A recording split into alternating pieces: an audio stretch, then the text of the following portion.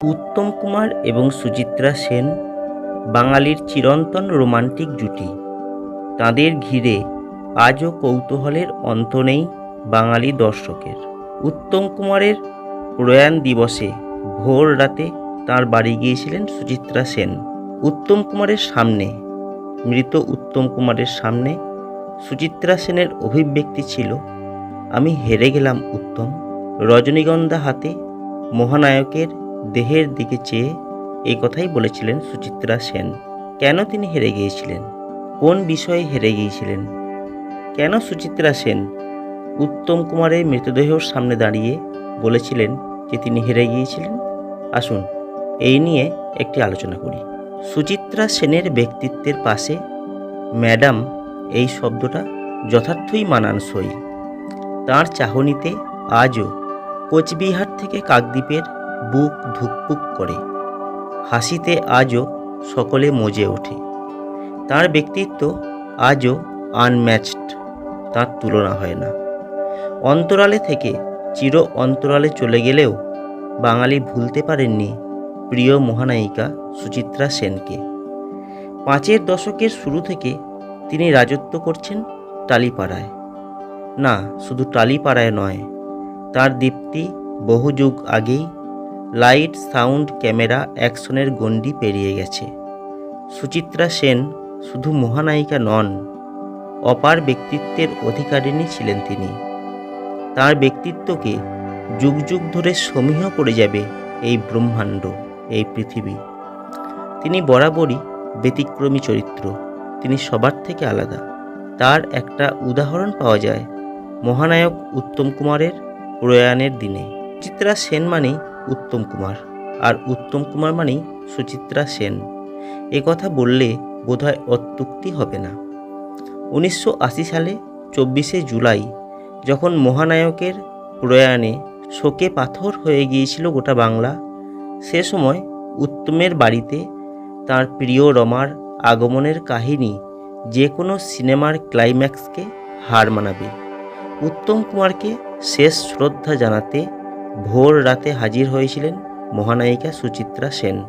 বন্ধু বিদায়ের সময় মহানায়িকা যেন করুণ আর্তনাদ করে উঠেছিলেন। উত্তম কুমারের ভাই, অভিনেতা তরুণ কুমারের স্ত্রী তথা অভিনেত্রী সুব্রতা চট্টোপাধ্যায় এক সাক্ষাৎকারে সুচিত্রা সেনের সেই কাহিনী প্রকাশ করেছিলেন। সেই সাক্ষাৎকারে মহানায়কের ভ্রাতৃবধূ সুব্রতা চট্টোপাধ্যায় বলেছিলেন, যখন দাদা চলে গেলেন আমি তখন মহানায়িকাকে ফোন করেছিলাম। রাত তখন 2টো বাজে। বাড়িটা তখন একেবারে নিস্তব্ধ হয়ে গেছে, কিন্তু আমার কেবলই মনে হতো উনি তো এলেন না, তাহলে একটু ফোন করি না, দাদার কথা বলি। তখন 2-2:30 হবে। ফোন করলাম তাকে। সুচিত্রা সেন ফোন ধরলেন। কি সুন্দর সেই সাড়া। আমি বললাম, কে দিদিভাই? উত্তরে বললেন, হ্যাঁ আমি।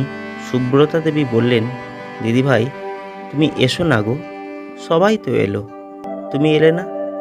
আমার একটা মেয়ে, তার বিয়েতেও ডাকবো না, আজকের দিনটায় তুমি এসো না গো। সুচিত্রা সেন বললেন, আচ্ছা দেখছি। সেই সাক্ষাৎকারে সুব্রতা চট্টোপাধ্যায় বললেন, ঠিক আধ ঘন্টা থেকে 40 মিনিটের মধ্যে মহানায়িকা এলেন। তার হাতে একটা বড় মালা, একগোছা রজনীগন্ধা। অনিল চট্টোপাধ্যায় মাথার কাছে বসেছিল। উত্তম কুমারের স্ত্রী গৌরী দেবী সেখানে বসেছিলেন। মহানায়িকা এসে ফুলের তোড়াগুলো উত্তম কুমারের পায়ের কাছে রাখলেন। মালা হাতে নিয়ে তিনি দাঁড়িয়ে রইলেন। মুখে একটাই কথা, আমি হেরে গেলাম উত্তম। মালাটা পায়ের কাছে রাখতে যাবে এমন সময় গৌরী দেবী বললেন, রমা, অনেক ছবিতে তো গলায় মালা পরিয়েছ, আজ কেন পায়ে দিচ্ছ? গলাতেই দাও। সেই কথা শুনে আস্তে আস্তে মহানায়িকা মহানায়কের গলায় মালা পরিয়ে দিলেন। তখন মনে হচ্ছিল স্টার্ট, ক্যামেরা, অ্যাকশন, শট শুরু, মালা পরানো শেষ, শট শেষ।